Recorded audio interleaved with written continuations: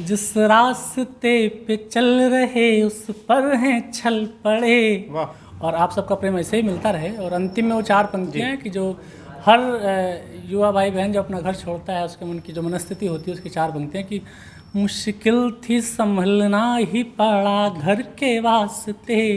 दोस्तों बहुत स्वागत है आपका। फ़िलहाल हम लोग गोरखपुर के एक होटल में हैं। यहाँ हमारी मुलाकात देश के फ़िलहाल बहुत मशहूर कवि आदरणीय स्वयं श्रीवास्तव जी से हो रही है। हम थोड़ी सी इनसे बात करेंगे और थोड़ा सा जानना चाहेंगे कि इनका सफ़र कहाँ से शुरू हुआ। सर बहुत स्वागत है गोरखपुर में आपका।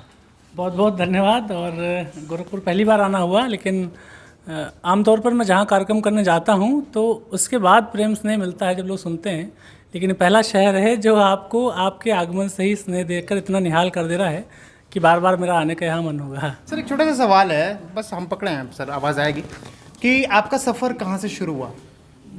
कविताएं शायरी का मेरा थोड़ा सा शायद ऐसा है कि मतलब आमतौर पर लोगों को विश्वास नहीं आता है, लेकिन 2015 से मेरे शायरी की शुरुआत हुआ, मतलब कवि सम्मेलनों में मंच से जी। और ये थोड़ा सा मतलब अलग हो जाएगा ये बताना, लेकिन फिर भी मैं बताता हूँ आपके चैनल पे कि मैंने अपनी पहली कविता कवि सम्मेलन की डेट नोट करने के बाद लिखी। अच्छा। हाँ, इसके पीछे थोड़ी सी दिलचस्प स्टोरी है कि एक मेरे पास मतलब सोशल मीडिया का ज़माना था तो मैं कुछ मशहूर कवियों की कविताएं पोस्ट किया करता था, मतलब रोमन में।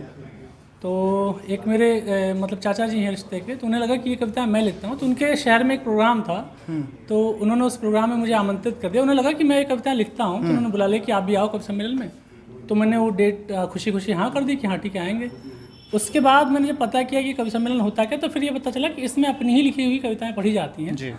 तो उसके बाद फिर मैंने जोड़ा जाड़ी शुरू की, लेकिन फिर जब थोड़ा सा टाइम दिया मंचों पे और कवि सम्मेलन समय, तो ये लगा कि ये गंभीर काम है और ये ऐसे नहीं किया जा सकता। तो फिर पूरी एनर्जी सेंट्रलाइज करके इस पर जब काम किया फिर रिजल्ट आपके सामने। सर हमारे दर्शकों को वो कविता अगर वो 4 लाइनें सुना दें कि फिर सोचा यार चल पड़े तो चल पड़े, ऐसा वाला बच्चा। हाँ, क्योंकि क्या होता है कि आपको जीवन में मोटिवेशन चाहिए होता है, और जब आप किसी एक ऐसे रास्ते पे होते हैं जिसके थोड़े से परिणाम अनिश्चित होते हैं कि आपके साथ भविष्य में क्या होगा, तो कई बार आप निराश होते हो, कई बार आपकी चीज़ें उतनी अनुकूल नहीं होती हैं, तो आपको एक मोटिवेशन चाहिए होता है। तो मेरे जीवन में फिर ये लगा कि यार ये क्या किया जाए, ये कंटिन्यू किया जाए, छोड़ दिया जाए। फिर ये लगा कि यार चलो यार करके देखते हैं, चल पड़े तो चल पड़े।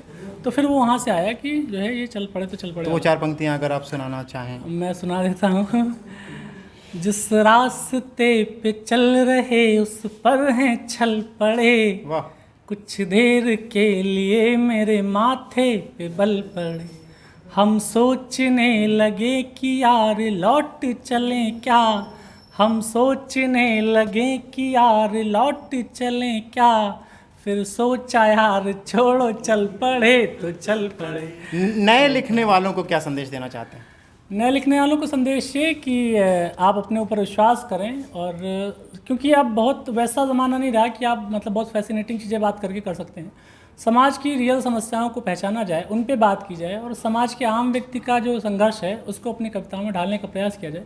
आम बोलचाल की भाषा में कविता लिखने का प्रयास किया जाए, क्योंकि अगर आप पसीने के लिए स्वेद शब्द का प्रयोग अपने आम बोलचाल की भाषा में नहीं कर रहे हैं तो मुझे लगता है कविता में भी नहीं करना चाहिए। तो जितनी सरल आप भाषा रखेंगे उतने अधिक से अधिक लोगों तक आप पहुँच सकेंगे। बिल्कुल। आप किन कवियों को पढ़ते हैं? ये बहुत लंबी लिस्ट है, क्योंकि मेरा बहुत मैंने कविता कम पढ़े हैं, लेकिन मेरा गद्य ज़्यादा पढ़ा है। और गद्य में निर्मल वर्मा जी मेरे पसंदीदा हैं, हरिवंश राय बच्चन जी पसंदीदा हैं मेरे, और जिनका मैं बड़ा प्रशंसक हूँ। सबसे बड़ा जो महत्वपूर्ण नाम मैं लेना चाहूँगा नरेंद्र कोहली जी का जी। तो नरेंद्र कोहली जी का एक उपन्यास का एक विशेष जिक्र करना चाहूँगा, महासमर मुझे बड़ा पसंद है। और मेरा ये भी मानना है कि कम से कम यूथ को अपने जो पौराणिक ग्रंथ हैं, कम से कम 2 बेसिक ग्रंथ रामायण और महाभारत या तो मूल रूप से पढ़ सकें, या तो उसकी कोई औपन्यासिक कृति है तो उसको पढ़ सकें। तो इतना ज़रूर मेरा है कि अगर मेरी बात आप सुनते हो जरा सी भी तो इन अपने मूल से ज़रूर जुड़ें। बिल्कुल। और आखिर में चलते चलते 4 पंक्तियाँ कोई आपको जो बहुत पसंद हो प्लीज़ सुना दीजिए। 4 पंक्तियाँ वही जो मतलब जिसके लिए देश ने इतना प्रेम दिया, इतना स्नेह दिया। अच्छा, ये बताते चलिए कि इतना प्रेम मिला तो कैसा महसूस होता है, इतना लोग जानने लगे हैं आपको? अभी तक तो ठीक लगता है, क्योंकि प्रेम किसे नहीं अच्छा लगे, लेकिन कुछ विश्वास भी नहीं आता कि यार ये वही है, क्योंकि एक लंबा संघर्ष ऐसा भी देखा है कि जिसमें बहुत रिकॉग्नाइजेशन नहीं था जी।